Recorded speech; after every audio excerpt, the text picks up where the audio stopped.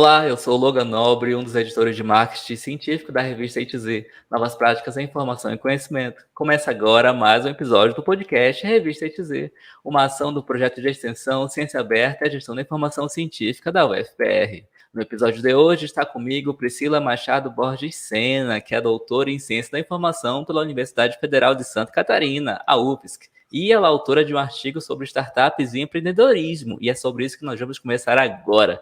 Priscila, seja muito bem-vinda ao podcast Revista ITZ. Ai, que alegria estar aqui com vocês, gravando esse episódio dessa ação tão bacana de divulgação científica, disseminando, divulgando os artigos que estão disseminados na revista ITZ. Estou muito feliz de estar aqui contigo, Logan, e espero que a gente possa ter aí um bate-papo bem legal de ser assistido depois pelas pessoas. Muito bem, o prazer é todo nosso. Priscila, aproveita aí e se apresenta para o nosso público te conhecer melhor, diz quem você é, de onde você fala hoje, onde você nasceu, o que você estudou, enfim, conta aí por que tu faz tanto sucesso. Então tá, vou tentar ser sintética, tá, gente? Mas vamos lá.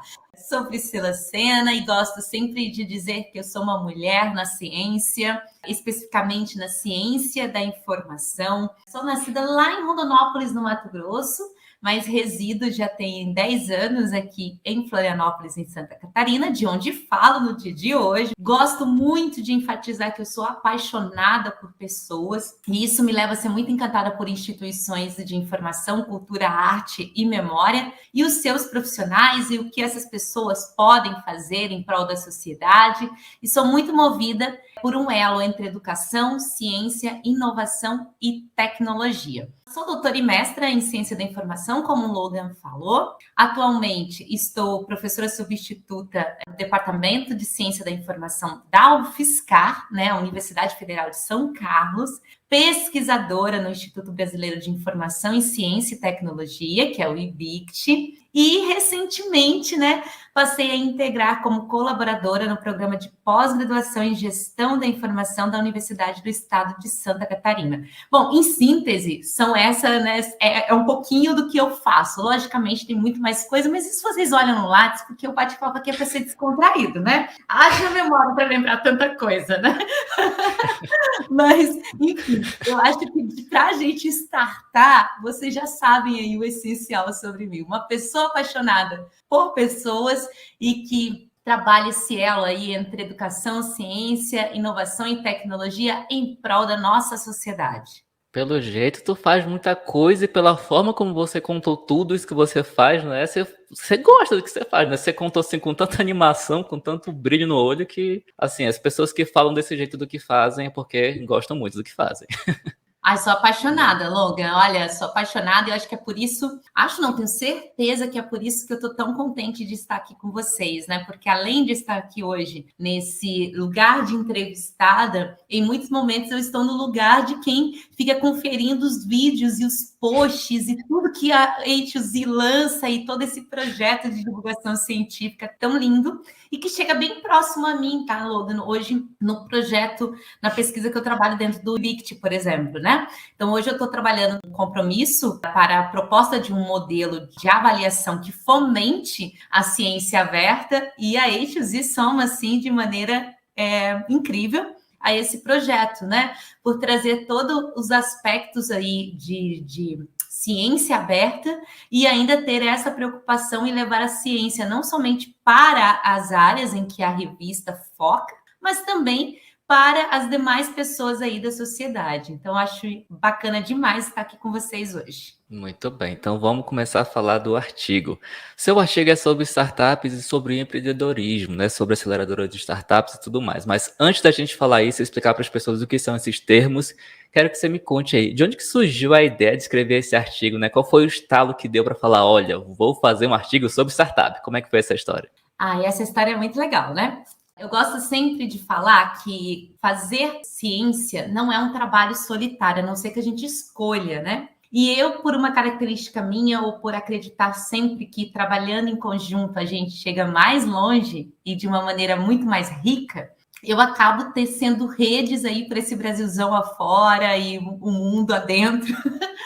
E foi assim que essa proposta, que essa pesquisa chegou a mim.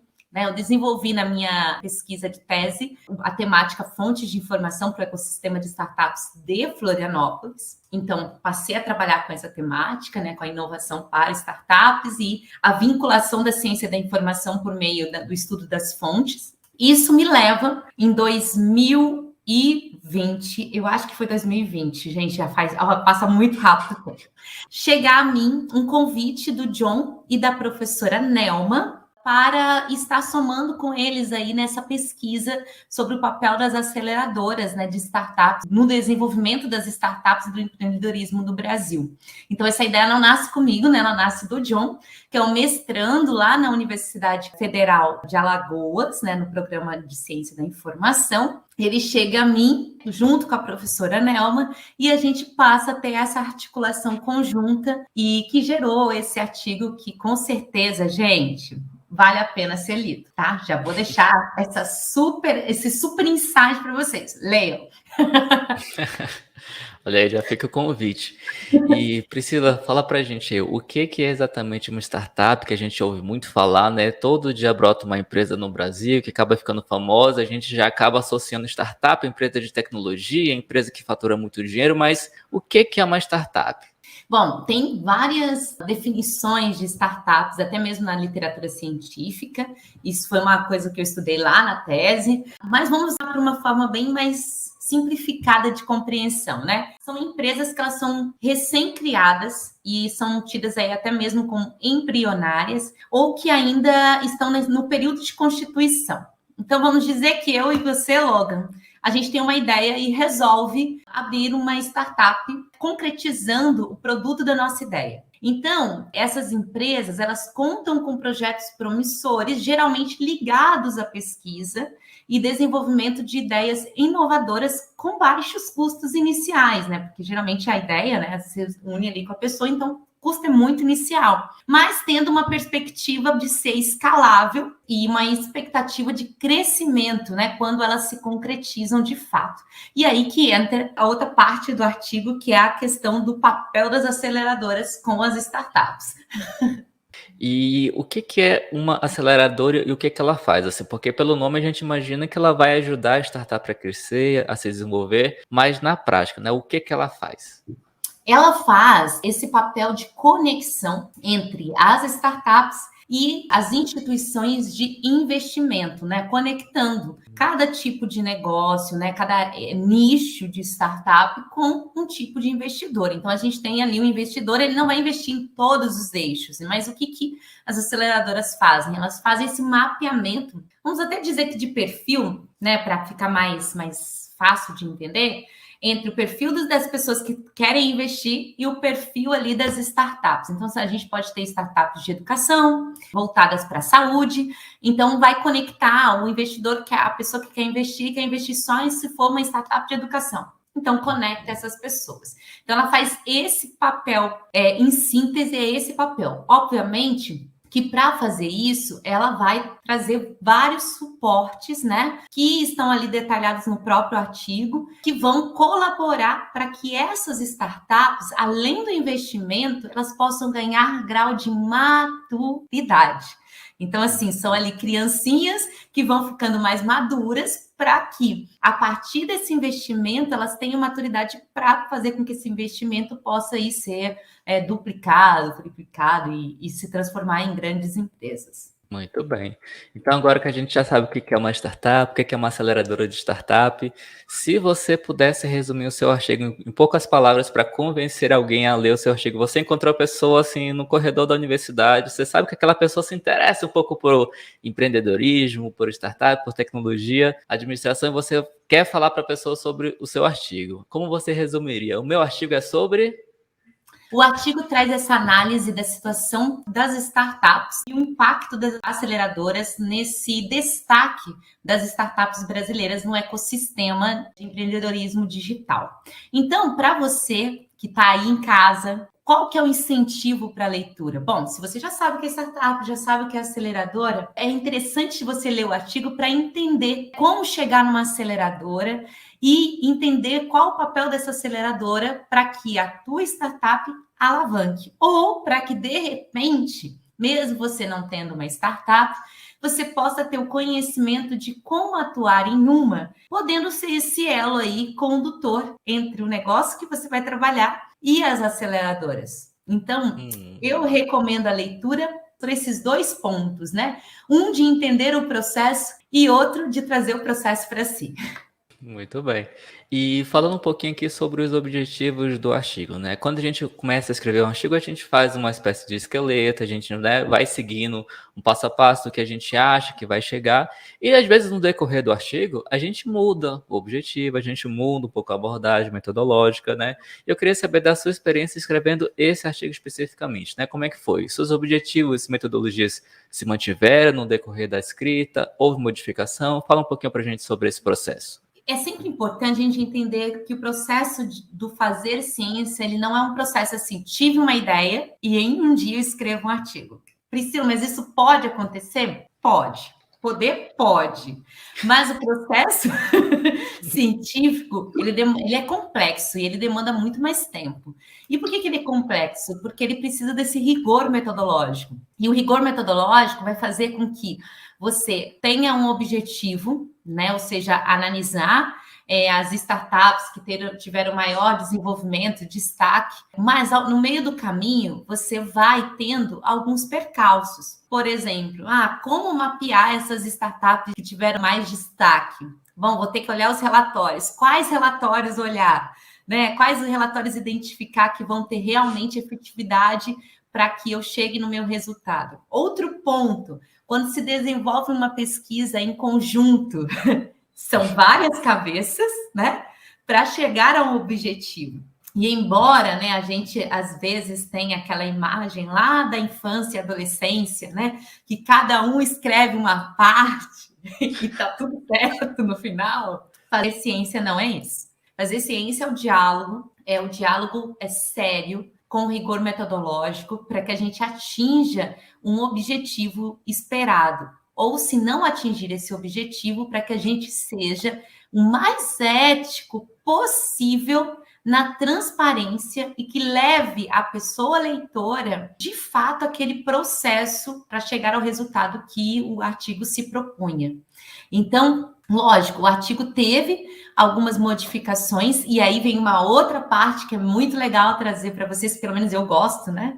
Que é o papel das pessoas avaliadoras. Então, a partir do momento que a gente recebe as avaliações dos pares, como é dito, essas avaliações impulsionam para que o artigo ganhe um status mais aprofundado de cientificidade. Então, é óbvio que a partir dessas considerações, há alguns detalhes que são acrescentados, outros que são retirados, e aí a gente consegue fechar num resultado que é o artigo escrito ali, que para quem lê são 10 páginas, aí pensa, nossa, que pequenininho, foi rápido. Não, né? Até porque a pesquisa, ela é uma pesquisa exploratória, né? Então tem um caráter exploratório, descritivo, teve aí análise de 37 aceleradoras, que levou a um escopo de, se não me engano, eu até fiz uma anotação de 13.297 startups para serem analisadas. Então, óbvio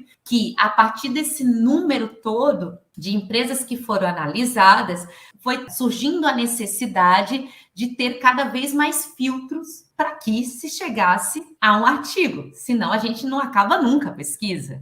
Então, enquanto pesquisador e pesquisadora, um dos nossos grandes desafios é dar fim naquilo que não tem fim. Dar fim em um processo, em uma etapa da pesquisa, disseminar, porque a gente tem esse papel, essa missão, e ter em mente que o que não foi trabalhado ali, a gente vai dar sequência depois, né? Então, eu não sei se eu respondi, Logan, mas espero que sim. Respondeu sim, isso também serve assim de motivação, serve de até de experiência para as pessoas que estão nos assistindo, nos ouvindo, escrevendo um artigo ou pensando em escrever, e às vezes pensa, nossa, eu tenho tantos dados para analisar, eu tenho mais de 13 mil empresas para analisar, como é que eu vou fazer isso? Você pensa na metodologia, você aplica um filtro, você pensa nos seus objetivos, né? E assim você vai adequando, porque olha, o esqueleto de um artigo não está escrito em pedra. A gente pensa numa coisa, né, estabelece um objetivo lá no início. Quando vai começar a pesquisar, vai revisar a literatura, a gente vê que não é bem aquilo. E tá tudo bem, a ciência é assim. A ciência a gente constrói aos pouquinhos, né? Quando você finalizou esse artigo, você e os outros dois autores, né? Qual foi a sensação que você teve ao perceber assim, nossa, entreguei, chegou a revisão da revista, fiz a revisão e submeti, tá acabado, não tenho que mexer mais nada. Como que você se sentiu? Conta aí. Eu, não só com esse artigo, mas de maneira geral, sempre eu fico muito feliz quando se chega a um ponto que se pode disseminar a pesquisa, né? Já dá aquela sensação assim, nossa, já dá para disseminar, vai, né? Ainda mais com a A2Z, que tem todo um cuidado, né? Parabenizar, parece que eu estou, né, puxando, né, a sardinha, mas não, gente, é que o processo da A2Z, ele é muito cuidadoso, muito detalhista, em revisão de normas, de língua portuguesa, de estrutura, enfim, é incrível. Então, na hora que chega o ok, dá aquela sensação assim, estar indo realmente uma pesquisa, né? Está sendo disseminada realmente uma pesquisa que pode somar. Então, sempre dá aquela sensação de alegria por saber assim, bom, vamos disseminar e vamos somar a nossa área, né? E também as demais áreas, demais profissionais, mesmo que atuam de forma técnica, né? Somar no sentido dessas pessoas terem nesse artigo uma fonte de informação, né? Eu trabalho com fontes, então minha preocupação é sempre assim: esse artigo é uma fonte de informação para teoria e prática? Então, quando a gente concluiu, a gente olhou para ele e percebeu, nossa, ele é uma fonte de informação em teoria e prática, tanto para encontrar terminologias, quanto também encontrar a questão de processos e tudo mais. Então, assim, foi uma sensação muito boa e de muita satisfação. E mais ainda, né? Por que isso? Porque também eu trabalhei com parceiros, com uma parceria nova, uma instituição nova. E para mim foi um ganho muito grande, porque eu amo poder fazer esse trabalho, né, atuante em rede com pessoas que são diferentes de mim, porque eu acho que isso acrescenta de maneira inigualável, né? Então, assim, o acréscimo dá trabalho, mas a gente ganha muito, né? Porque a gente consegue fazer a ciência tendo essa apropriação da interdisciplinaridade, da diversidade de ideias. Isso é incrível, né? Vocês veem que eu falo muito apaixonada de ciência, né, gente? Então, desculpa se eu me empolgo, mas é assim mesmo. E hoje, tendo esse olhar assim de uma coisa que já passou, um artigo que já foi entregue, você está aqui dando uma entrevista sobre esse artigo, sobre esse conhecimento que está sendo disseminado aí na internet. Como que você pode falar para a gente sobre o conhecimento que você produziu nesse artigo, que você e os outros autores produziram no artigo, e ele vai ser apropriado, está sendo apropriado pelas pessoas, pelas empresas, pelas universidades? Quais aplicações que você pode, assim, elencar, inclusive considerando, né, a sua experiência, o seu conhecimento? Você escreveu uma tese sobre startups, né? Imagino que você é uma pessoa que entenda muito de startups, inclusive daqui a pouco eu vou até perguntar se tu já abriu a tua, tá? Vai pensando aí, se tu não abriu, pensa no porquê, porque essa pergunta vai chegar. Mas fala aí, das aplicações do conhecimento produzido nesse artigo, né? O que é que você pode elencar pra gente? Gente, eu acho que o principal desse artigo, que também acaba reforçando o que eu trabalhei na tese, é o quanto a ciência e a educação fica reforçada, né, nessa pesquisa. Tanto no sentido de ser um nicho com um número de startups significativo, ao redor ali de 8% para mais, e o quanto isso nos abre uma lacuna para valorizar a educação e a ciência, tanto a educação base, né, os nossos pequeninos, os nossos adolescentes, quanto essa educação universitária, né, que é uma educação aí que acaba tendo um vínculo muito forte, né, com a ciência. E o quanto as startups acabam sendo reflexo dessa ciência gerada dentro da universidade, dessa ciência que pode chegar a essas populações, né, de crianças e tudo mais. Então, para mim, a sensação do conhecimento desse artigo é esse reforço da importância da educação e da ciência, e também um chamado da responsabilidade para nós, enquanto acadêmicos, para que a gente possa pensar cada vez mais nesse trabalho inovativo no sentido aberto, né? Vamos dizer na terminologia, a inovação aberta, em que a gente consiga vincular a ciência cada vez mais com outras esferas da sociedade, no sentido teórico, no sentido prático, e que as pessoas possam cada vez mais terem não só se apropriarem do conhecimento científico na prática, mas também terem consciência disso, porque muitas vezes as pessoas se apropriam do conhecimento que é gerado dentro da universidade, mas elas não destacam a universidade como importante. E nesse meio do empreendedorismo isso é muito comum, né? Porque as pessoas abrem startup e muitas vezes nem terminam o curso universitário. Então, o conhecimento que está ali é o conhecimento científico, a educação tem um papel muito importante, mas acaba que é negligenciada porque a universidade fica sempre nesse papel que ela trabalha para dentro. Então, para mim, esse conhecimento é mais uma prova, né? O conhecimento que foi ali gerado é mais uma prova de que está tudo junto, que a gente tem que pensar mais nessa interação e pensar em maneiras de pesquisar isso, de fazer com que esse conhecimento seja apropriado, de medir, pensar formas de medir esse conhecimento. Estou dando várias brechas para quem estiver aí ouvindo e assistindo, gente, de pesquisa. Podem conversar comigo depois, inclusive, tenho ideias. Enfim, então penso que esse conhecimento ali dentro do artigo, ele abre caminhos para outros tantos que podem ser gerados, principalmente na perspectiva da ciência da informação, né, que é a área onde eu me situo em contribuição nesse artigo. Falando nisto, né, você já citou aqui algumas ideias, mas se você pudesse escolher a ideia que você mais gostaria de ver posta em prática para que esse artigo que vocês escreveram seguisse, para que a pesquisa continuasse. Que assunto seria esse? Eu acho que eu gostaria muito de ver em prática a gente olhar para essas aceleradoras no sentido das informações que as pessoas empreendedoras, né, das startups mais consomem dessas aceleradoras para além do investimento financeiro, sabe?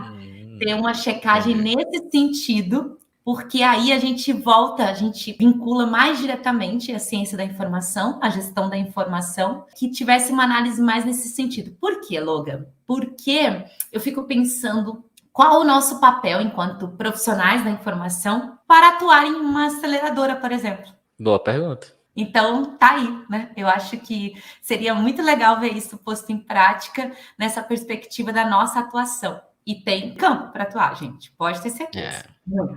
Muito bem. Olha, eu vou até deixar aqui a sugestão de título para o artigo: o papel dos profissionais de informação em startup. Ou então você faz um outro artigo com o papel dos profissionais de informação em aceleradoras de startup. Tem aí 2 caminhos para você seguir. Submete aqui na revista ETZ. Na descrição do episódio está o link do site da revista, onde você pode ver o passo a passo de como submeter o seu original aqui. E talvez, futuramente, ser entrevistado aqui por mim. Olha só que legal, né? Fica a dica aí. E Priscila, conta aí para mim, tu já pensou em empreender? Você já empreendeu? Você já montou uma startup? Você já montou um próprio negócio? Conta para mim se você já fez, se não, e quando vai fazer. Já fiz no passado. Então, a história da minha tese, né, inicia quando eu e um grupo de amigas, na época, colegas em um setor, num núcleo multiprojetos da Universidade Federal, 2 da área do design e uma vinculada à área de educação, a gente resolve montar uma startup que lidava com a gestão de conteúdos em plataformas de educação à distância. Como várias histórias de startups, cada uma, além desse objetivo em comum, a gente tinha os nossos objetivos individuais e acabou que a gente se dispersou, não falhou nem nada, a gente se dispersou. Na época eu também era professora substituta na UFSC, entrei no doutorado e enfim, aí as outras foram por outros caminhos, estão incríveis, maravilhosas aí no setor tecnológico, de empreendedorismo, cada uma trabalhando de uma forma diferenciada. O fato de ter criado essa startup na época foi que me levou a esses ambientes de inovação. E aí, quando eu cheguei nesses ambientes de inovação, gente, eu tô falando de 2015, então tem mais ou menos 7 anos. Eu participava de muito evento. Eu acho que na época, entre 2015 e 2016, que foi quando eu entrei no doutorado, eu participei para muito mais de 100 eventos e não era online, gente, era presencial.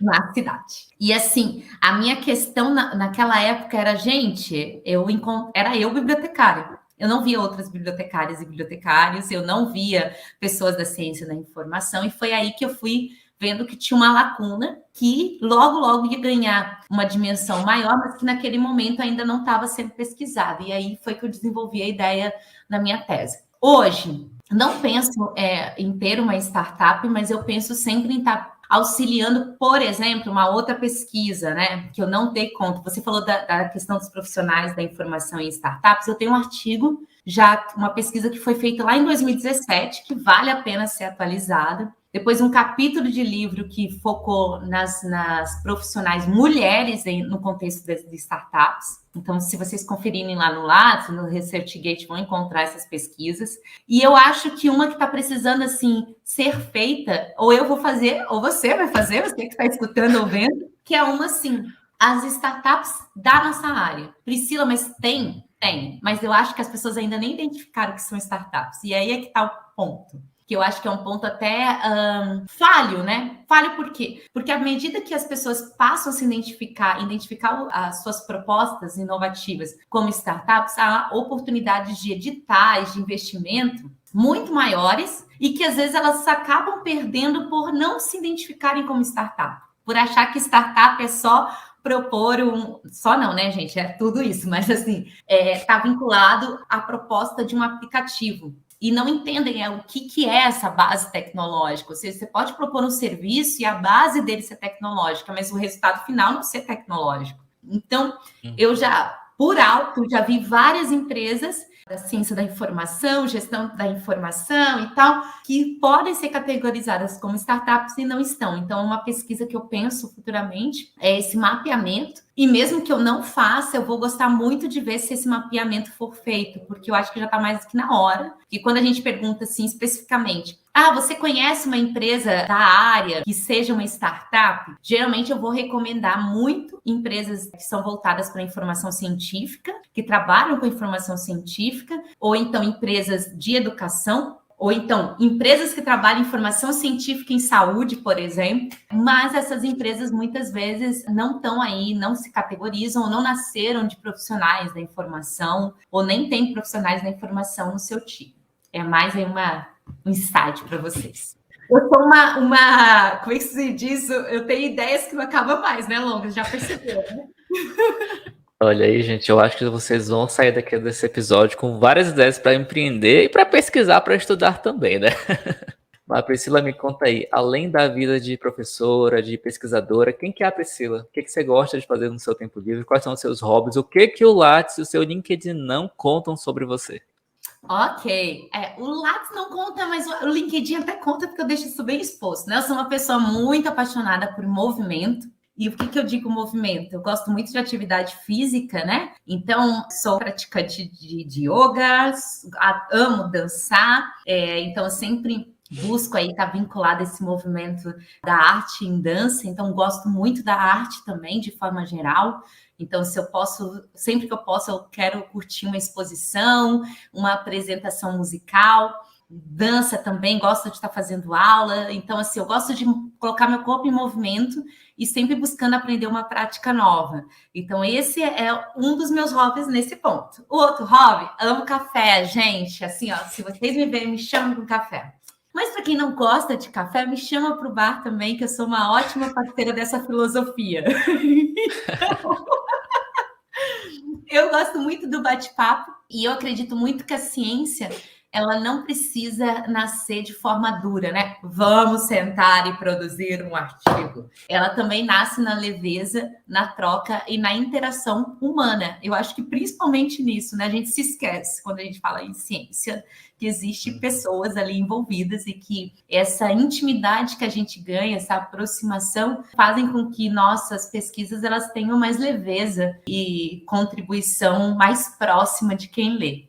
Olha aí, eu acho que vocês poderiam usar essa citação. A ciência também nasce na leveza e nas trocas das interações humanas, porque se você não sabe, dá para referenciar podcast sim. É só você colocar lá a minutagem, tá bom? Então fica a dica aí. Priscila, você gostaria de fazer alguma indicação cultural de um livro, de um filme, um podcast sobre qualquer assunto para as pessoas curtirem no fim de semana? Porque o podcast sempre sai nas sextas-feiras.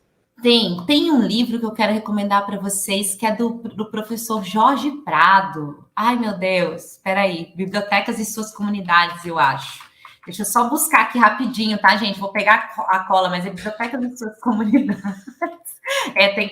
Tem que colar, gente, porque também a cabeça da gente esquece. É um livro super legal, né, que vai trazer experiências dessas bibliotecas enquanto interativas ali com suas comunidades. E eu acho que vale muitíssimo a pena a leitura, a história de comunidades e bibliotecas. Professor Jorge Prado.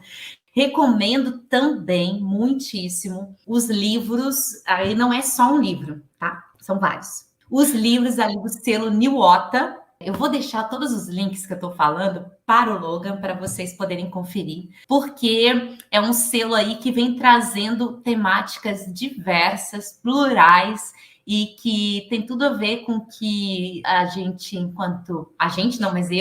eu, Priscila, acredito na ciência. Então, a gente vai encontrar desde estudos super teóricos e há estudos de experiências, por exemplo, de bibliotecas, arquivos e museus durante a pandemia. Então, é um selo que eu super recomendo. E detalhe, todos os livros desse selo estão em acesso aberto. Gratuito, Olha gente. Aí. Arrasou. Um horizonte de livros para todos os gostos e de forma gratuita. Outra dica para quem está com o tempo todo já acompanhou muita live, eu sei que o pessoal está bem cansado, né, de live, mas tem o Ecódice, que é uma iniciativa que eu faço parte, né, que é um repositório de eventos online. Também, Priscila, mas passou, eu não me lembro onde eu vi live tal, uma live tão legal sobre determinado tema. Entra no Ecódice, vou deixar todos esses links pro Logan, tá, gente? Entra lá, vocês vão ter essa possibilidade de estar buscando a temática em live ou podcast que vocês se interessam. E não só dou essa recomendação para vocês buscarem, mas também para registrarem os seus eventos, né? Catalogarem lá dentro, porque imaginem, foi uma produção intensa de conteúdo online, né, durante a pandemia. Agora, eu acho que isso não vai passar mais. E acho que é uma super maneira. Outra dica é vocês conferirem, né? Eu sou diretora de formação política e profissional na FEBAB. Estou falando que eu não falei tudo. É a Federação Brasileira de Instituições, né? De Associações de Bibliotecários e Instituições Cientistas da Informação. Lá tem 6 publicações sobre a presença digital de profissionais da informação. E essas publicações são em torno de canais no YouTube, perfis no Instagram, no Facebook, no Twitter, os blogs, que foram listados pela própria comunidade como referências. Então, vale a pena conferir essas 6 fontes de informação. Com certeza, vocês vão curtir bastante. Então, vocês viram que eu recomendei aí, né?